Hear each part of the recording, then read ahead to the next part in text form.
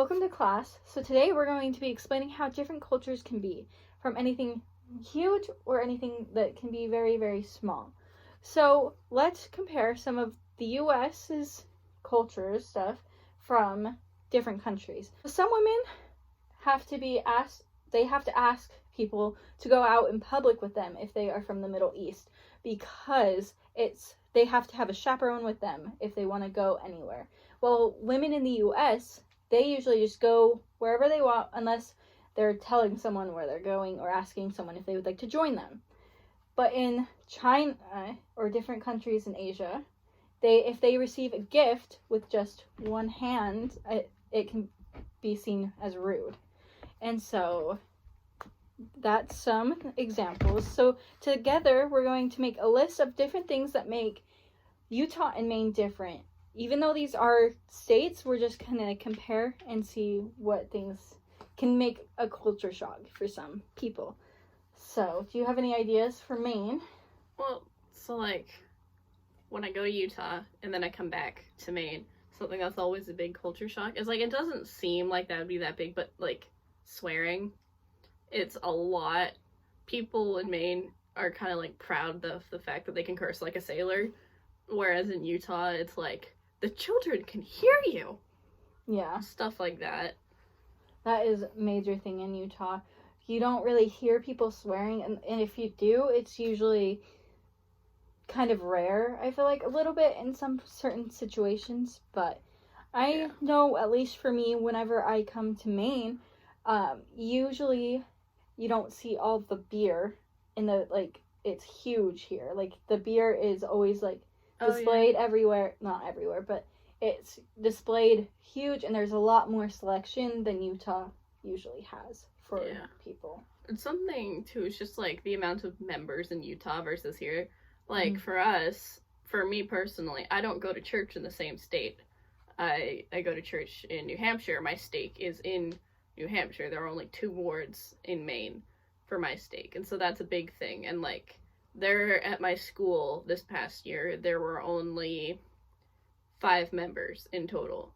And that's the most members I've had in school ever. Yeah.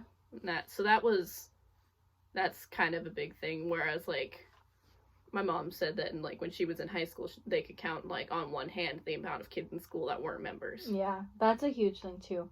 Because, you basically know by how someone acts if they are a member of the LDS Church.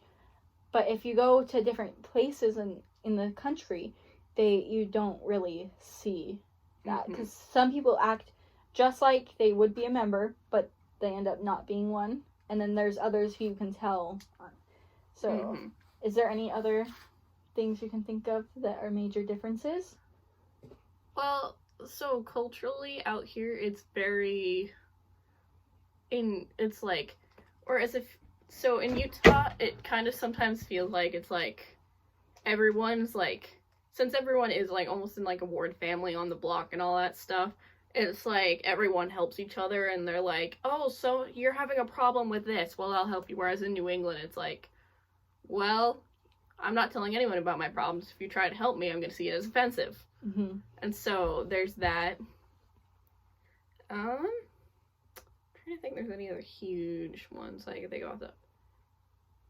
Was there anything that was huge when you first started, when you first went to Utah, if you can remember any things that really shocked you when you first went?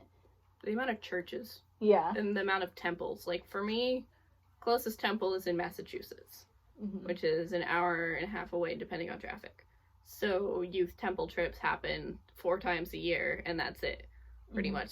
I've probably, on average, in a normal year that's not coronavirus, I go to the temple maybe 4 or 5 times a year, because I'll usually end up missing one temple trip because of marching band, and then we'll go either as a family at some point, or I'll get invited to go with another family. That's another thing. Is out here, people are really big about doing things on Sundays. Yeah. Sports events, birthday parties, that was a big thing when I was younger. I didn't understand why I couldn't go to so-and-so's birthday party. Because everything was on Sundays, because Saturday was like family day, and then Sunday was the day that you do everything. Yeah, that's a major thing, because I know, at least for me and my family in Utah, we always would make sure that we were always home together, and we weren't doing anything unless we were comfortable with it. Yeah. So now let's make a list. So I'm gonna have you write down 2 to 3 sentences on something that you have experienced, whether it's anywhere in the world, that has been such a huge culture shock to you. Doesn't matter if it was from Utah or any other state you've been to. I'll give you a few minutes for that. Does that have to be something we haven't talked about yet? It can if you want. I don't care. Okay. Whatever it is, it will work. So if it's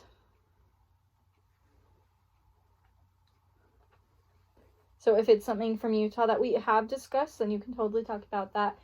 And if it's something that you've seen elsewhere in the world, you can talk about that.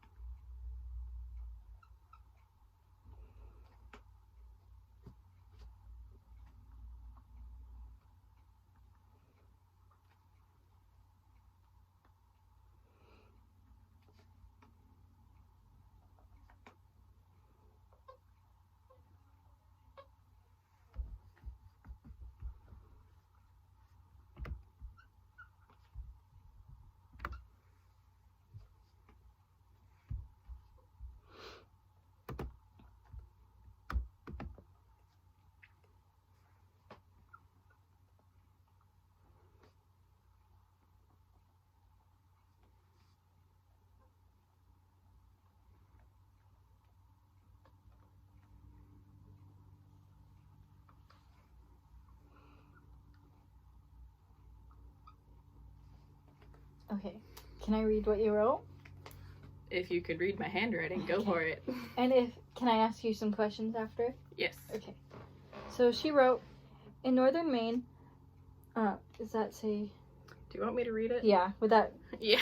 Okay, thank you.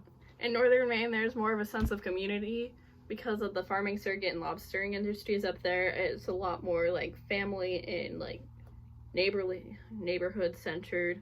Whereas in southern Maine, people are more independent from each other because they work more in different industries and like it kind of spread out. It's not so much of like, well, my family's been doing this for generations, and so we stick with such and such, such and such, and such and such families, and we all do it together. And come fall, when the potatoes need to be harvested.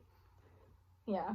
Do you think it would be really hard if someone came down here and started that, like, didn't know that communities were tight like that and they always work together? Do you think that would be a huge impact on them? And do you think they would try and learn to get with that?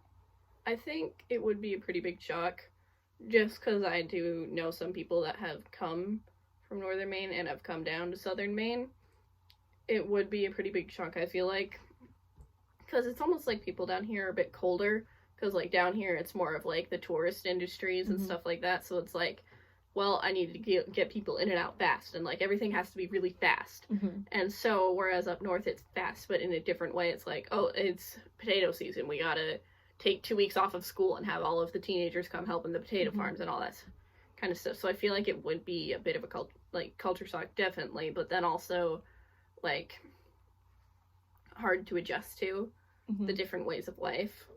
Like if you've been a farmer your whole life, coming down here and having to like work in like fast-paced stores and stuff like that would be a bit of a change. Mm-hmm. Do you think people, or have you experienced anyone that has moved down here who instantly went with trying to become a part of a part of the community and trying to help others and trying to like fit in with everyone? Well, so to a certain degree, so like my history teacher grew up way, way up north by Canada. And so he always would tell us stories about how they would get 2 weeks off of school in the fall to go and help with the potato harvest. And then they would get a couple weeks off later in the year to help plant potatoes before all this machinery and stuff. But now looking at him, he very much so fits with the stereotypical like Southern Maine vibe. Mm-hmm. He like does all of like the he does everything the same way people down here do it at this point. Yeah. Okay. Thank you so much.